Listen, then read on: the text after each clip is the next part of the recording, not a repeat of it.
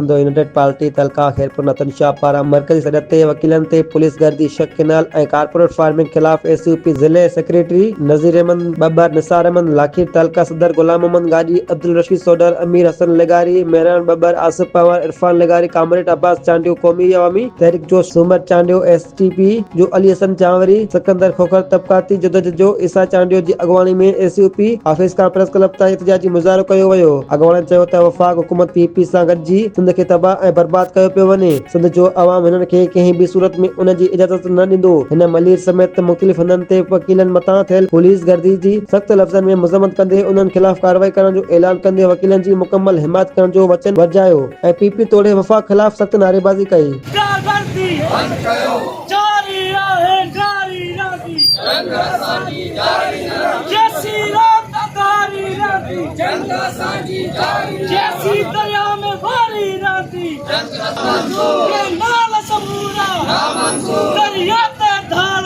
मरकज़ तरफ़ां साईं ज़ैन शाह जी काला वकीलनि जे का जेको देरा मोड़ ते ऐं मलीर जे अंदरि जेको तशदुद थियो आहे उन जे ख़िलाफ़ सॼी सिंध में एहतजाज आहे। असां सिंध गवर्नमेंट वफ़ाक़ खे ऐं रियासत खे ॿुधाइणु चाहियूं था त पंहिंजी तशदुद वारी पॉलिसी जी आहे ख़तमु कयो।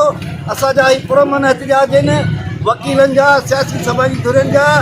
तव्हां में जेकॾहिं हया शर्म आहे तो फौरी तौर ते केनाल मनसूबो वापस वठो। सिंध पुरअमन एहतजाज पई थी करे अॼु ॾहों ॾींहुं आहे असीं पुरअमन आहियूं लेकिन इंतज़ामिया दहशतगर्दी थी करे वकीलनि ते हमला थी करे अॼु सॼी सिंध सरापा एहतजाज आहे।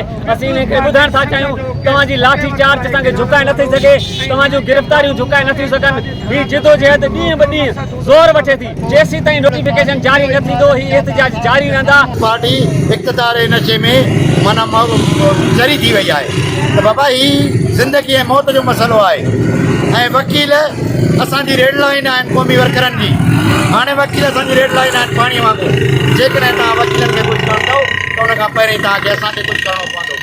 असांजा सीना हूंदा ऐं असीं जेका पंजाब सरकार खे इहो पैगाम ॾियणु था चाहियूं त तव्हां ख़बरदार थियो। हींअर सिंध जो बच्चो सुजाग थी पियो आहे ऐं हू उथी पियो आहे। हीअ तहरीक कतई कोन रुकबी। हाणे पीपल्स पार्टी धरती खपाए ऐं वरी उन जा सौदा करे सुर्खियूं थी वरी चवे थी त असां केनाल पर रद्द करायासीं। तव्हां पाण सौदा कया तव्हां पाण इजलास घुराए ऐं बेन अलाक़ाई तव्हां कॉन्फ्रेंस घुराई तव्हां डोनर घुराया तव्हां धरती जा सौदा कया तव्हां जेको सो गोरख काछो थर तव्हां नीलाम कया।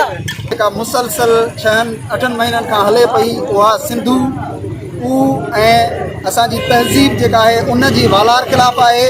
असांजी जिदोजहद जो मक़सदु इहो ई आहे त हीअ जेका सिंधू तहज़ीब ते जेका वालार कनि था ऐं उन्हनि जे हवाले सां जेके केनाल ऐं कारपोरेट फार्मिंग जे हवाले सां जेके मनसूबो हिननि जोड़ियो आहे असां उन मनसूबे खे फौरी तौर ते रद्द था कयूं।